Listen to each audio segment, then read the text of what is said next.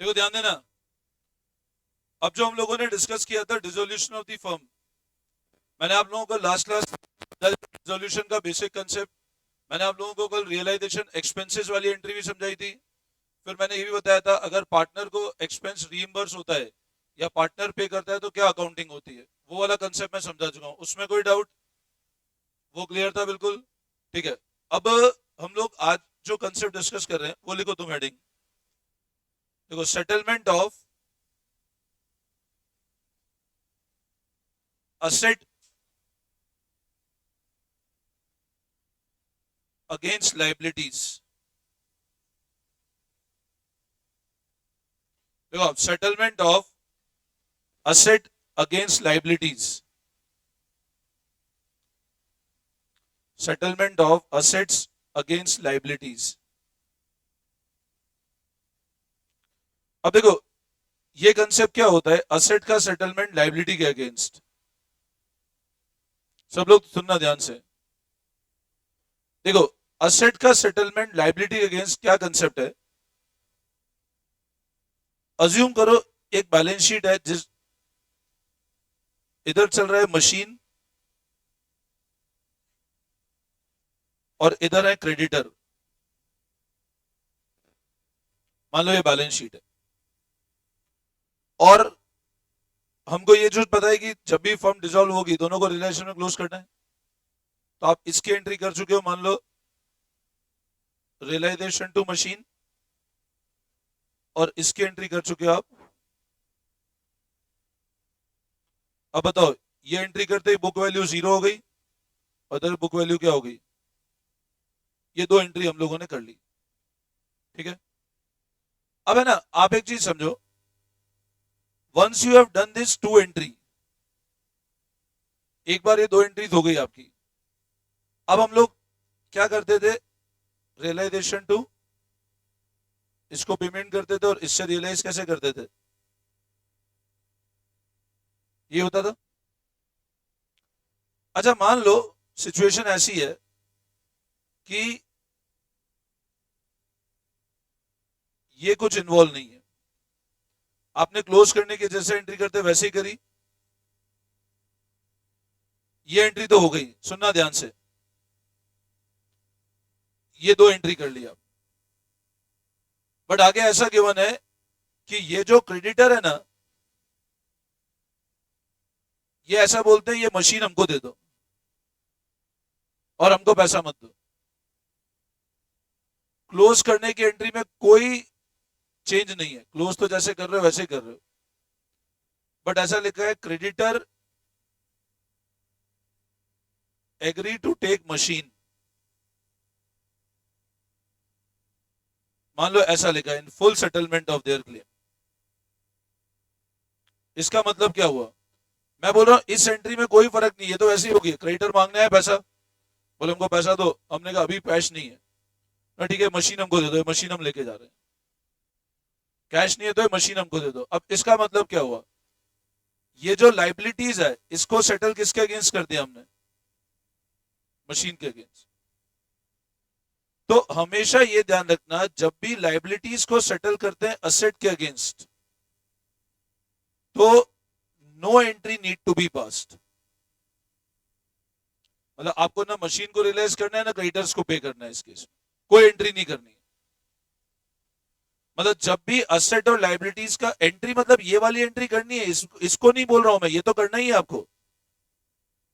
आपको मशीन को क्लोज करना है, क्रेडिटर क्लोज करना है। बट क्रेडिटर ने ऐसा बोला कि हम क्या कर रहे हैं, मशीन लेके जा रहे हैं और फुल सेटलमेंट हो जाए हमारे क्लेम का, तो उस केस में you need not pass any entry. आई बात समझ में?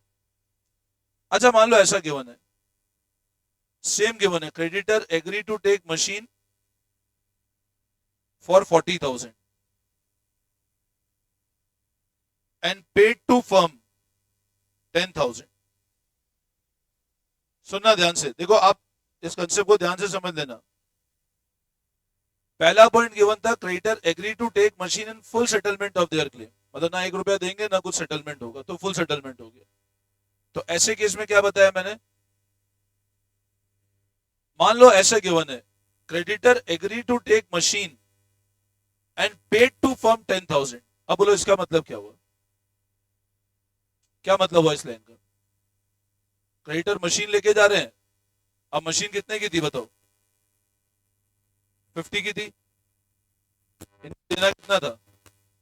40। तो वो ज्यादा का सेट ले रहे हैं ना, तो हमने कहा यार मशीन तो 50 की है, तुमको देना 40 है। तो बोलते ठीक है 10,000 हम अपनी जेब से दे दे। एक तो बोला फुल सेटलमेंट कुछ नहीं देंगे, एक बोला मशीन लेके जाएंगे और 10,000 हम दे देंगे आपको। मशीन तो 50 की और देना 40 ही है, तो हम आपको 10,000 दे देंगे। अब बताओ क्रेडिटर पे करेंगे तो क्या एंट्री करेंगे? 10,000 रुपए से। बोला आती है बात समझ में? लॉस तो लॉस ऑटोमेटिक बुक हो जाएगा ना। आपने मशीन क्लोज की, क्रेडिटर क्लोज किया, आप रियलाइजेशन अकाउंट बनाओगे, आपने इधर इसकी पोस्टिंग कैसे करेंगे बताओ? रियलाइजेशन टू मशीन कितने से पोस्टिंग करिए आपने, आप इसकी पोस्टिंग कैसे करोगे? कितने से करोगे?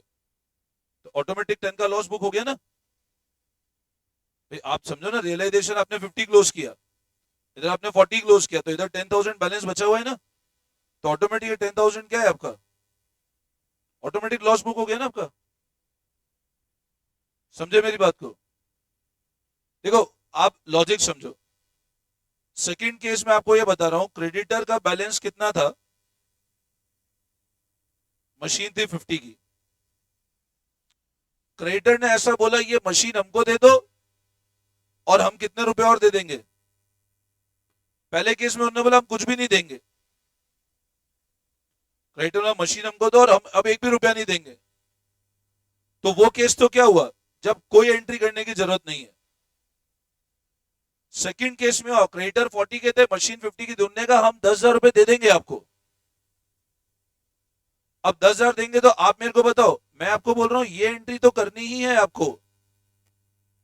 There is no doubt in this entry,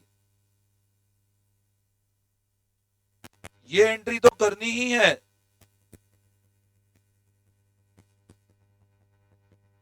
इसमें कोई दिक्कत नहीं है ना, इसमें कोई इशू है ना, इसमें कोई, ये तो करना ही है आपको। जैसे हम लोग रूटीन एंट्री कर रहे हैं, ये एंट्री करना ही है अपने को। अब आप मेरे को एक बात बताओ, आप अकाउंटिंग भूल जाओ, ये समझो मशीन कितने की थी, ध्यान दो। आप भूल जाओ अकाउंटिंग, आप बताओ मशीन कितने की थी, क्रेडिटर कितने के थे? क्रेडिटर ने बोला मशीन हमको दे दो और हम 10,000 रुपए हम दे देंगे आपको। अब बताओ उस केस में क्या एंट्री होनी चाहिए, बताओ कुछ प्रॉफिट लॉस हुआ क्या? क्रेडिटर ने कहा मशीन हमको दे दो और हम 10,000 रुपए दे देंगे आपको, तो कोई प्रॉफिट लॉस हुआ क्या? नहीं हुआ। तो आप मेरे को बताओ, अगर रियलाइजेशन अकाउंट बनेगा तो फर्स्ट एंट्री की पोस्टिंग क्या आएगी, सेकेंड एंट्री की पोस्टिंग क्या आएगी, और क्रेडिटर कितने रुपए दे रहे हैं अपने को? तो 10,000 रुपए रिसीव करने की एंट्री तो करेंगे ना, क्या करेंगे? कितने से? तो इसकी पोस्टिंग कैसे हो जाएगी? तो फिर कोई प्रॉफिट लॉस नहीं है। देखो उधर भी 50,000 क्लोज किया, इधर 50,000, कोई प्रॉफिट लॉस कुछ नहीं है। आई बात समझ में? वापस समझाऊं? अच्छा मान लो ऐसा है, इधर लिखा है क्रेडिटर 60,000 और मशीन 50,000 है। अब क्रेडिटर ऐसा बोलते हैं मशीन लेके जाएंगे, क्रेडिटर ऐसा बोलते हैं मशीन लेके जाएंगे, और अब क्रेडिटर मशीन लेके जाएंगे तो बोलेंगे हमको कितने रुपए चाहिए, बट मशीन कितने की है सिर्फ। क्रेडिटर ऐसा बोलते हैं हम मशीन लेके जा रहे हैं और एक काम करना है 10,000 रुपए हमको आप दे दो। हमने बोला मशीन, क्रेडिटर बोलते मशीन तो 50 की है, बोले हमको 10 का लॉस है।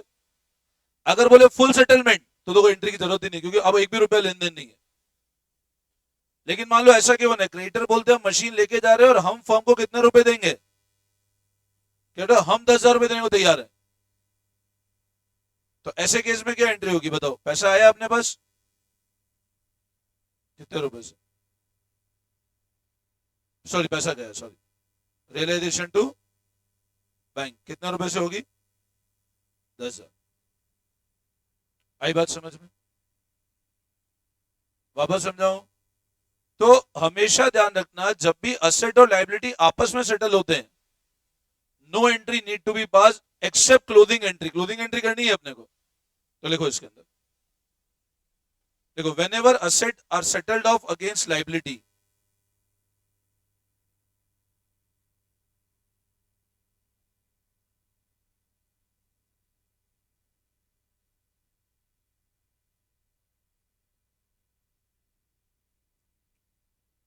no entry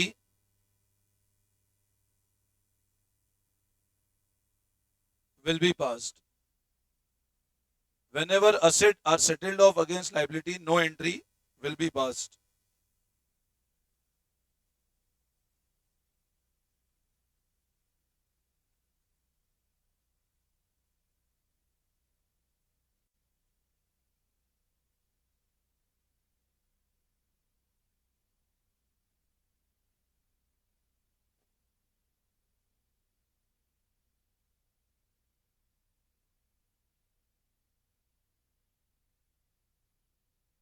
Come to page number 7.57.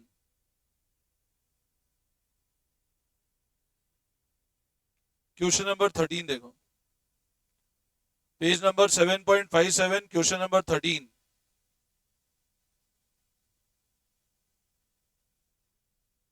Pass necessary journal entry for the following transaction on dissolution of partnership firm of Kavita and Suman after the various assets other than cash and third party have been transferred to realization account. मतलब asset और liability कहां transfer कर चुके हैं अपन? Realization में। पहला point पढ़ो, Kavita took over stock amounting to 1 lakh at 90,000। बताओ, 1 लाख रुपए का स्टॉक है, कितने पे टेक ओवर कर लिया है? 90,000 रुपए। 1 लाख का स्टॉक कितने पे टेक ओवर कर लिया है? बोलो क्या एंट्री होगी? स्टॉक लेके जा रहे हैं 1 लाख का 90,000 रुपए, क्या एंट्री होगी? क्यों एंट्री नहीं होगी? एंट्री नहीं करेंगे कोई भी। पढ़ो ध्यान से, रियलाइजेशन में तो क्लोज हो चुके हैं, आप ऊपर पढ़ो, after various asset and third party have been transfer, वो तो हो चुका है रियलाइजेशन, वो क्लोज एंट्री नहीं करनी है तुमको। और कविता फर्म की पार्टनर है, कोई एंट्री नहीं होगी क्या? असेट लायबिलिटी आपस सेटल थोड़ी ना हो रहे हैं। पार्टनर फर्म का स्टॉक लेके जा रहा है तो पार्टनर से पैसा लोगे ना भाई, पार्टनर फर्म का स्टॉक लेके जा रहा है तो पार्टनर से पैसा लेंगे ना, क्या एंट्री होगी?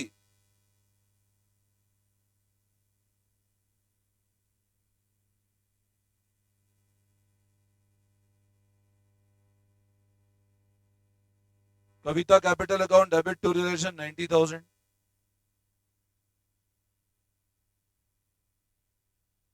बोलो समझ में आता है?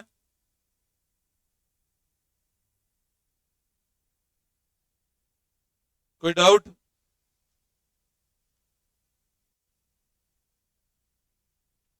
नेक्स्ट पढ़ो।